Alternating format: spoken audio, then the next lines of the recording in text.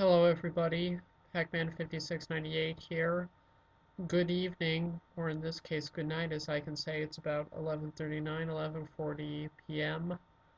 But what you are seeing right now, if you're not looking at me obviously, is a picture of numerous creatures from several movies during the 50s, 60s, and early 70s.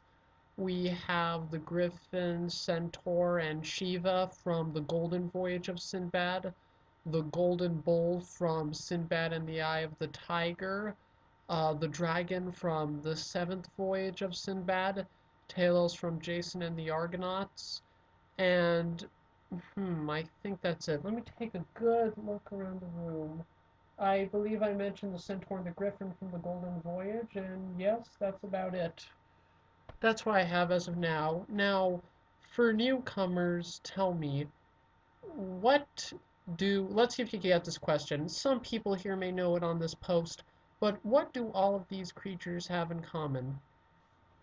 They were created by the same genius mind, and in my opinion, the greatest special effects artist of the 20th century, Ray Harryhausen.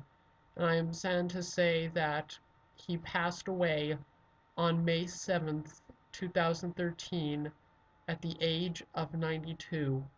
He lived a long, healthy, and great life. Now, Ray Harryhausen started out fairly young when he went to go see King Kong, and to say the least, the movie really amazed him. It inspired him that such a beautiful piece of art, such as Kong, the Stegosaurus, the Tyrannosaurs, serpents, pterosaurs, everything was all made by hand. And he wanted to go on to fulfill life similar to that to Willis H. O'Brien.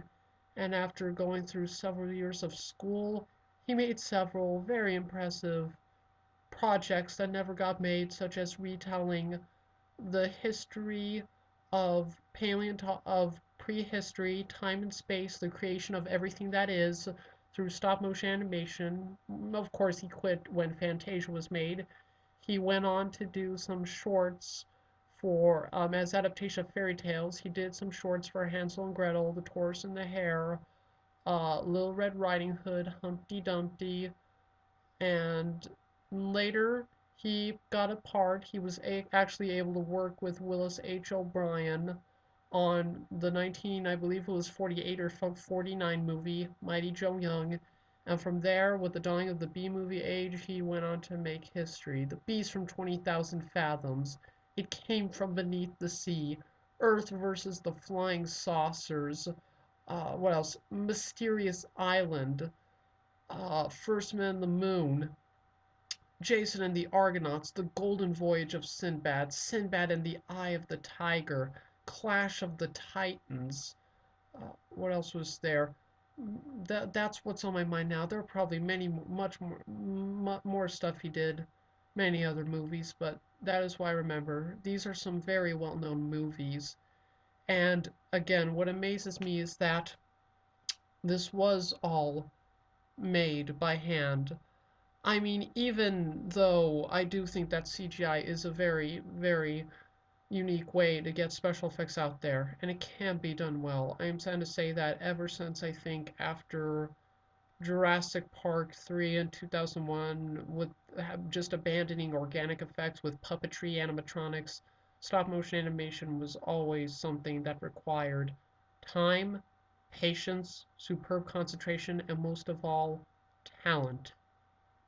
And Ray Harryhausen had all of that. He had the patience to endure everything, whether it was complications of the models, forgetting where he was in production. He just knew what to do and when. And in all honesty, it amazes me that he accomplished as much as he did, because stop motion animation is such a difficult task to perform. But not only did he do it, He did some of the hardest tasks ever, whether it was actually like an Earthline of Saucers, having to animate everything, not being able to afford slow motion cameras, and having to animate every single piece of Washington, D.C. be destroyed, painting the strings so that they would camouflage into the background. The seventh, let's see, the nine was it the I, yeah the nine-headed Hydra Jason and the Argonauts having to move each individual head in its own respective direction with its own respective action, buying a crab and having to carve it out and make it into a model for Mysterious Island.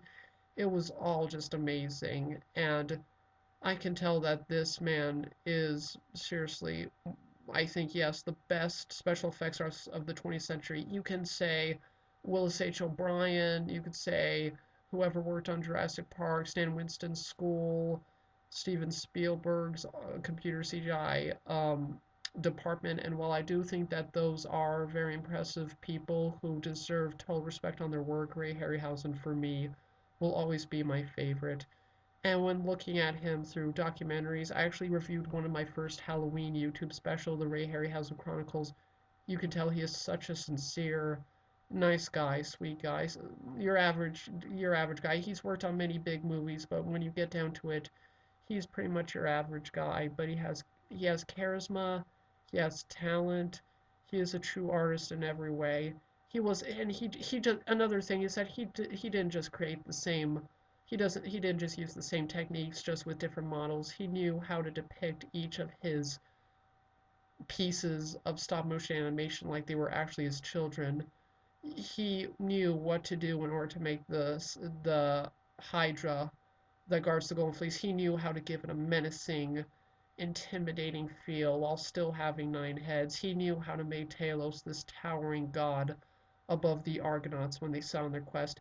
He knew how to make marine animals like in It Came From Beneath the Sea, B-movie dinosaurs like in The Beast from 20,000 Fathoms, giant animals, Mysterious Island, giant chickens, giant crabs, giant bees, aliens, test footage from a War of the Worlds movie that sadly never got done, first men in the moon, UFOs, Earth versus the flying saucers, fantasy creatures, dragons, cyclopses, griffins, Hindu goddesses, bulls, saber-toothed tigers. He could do all of it.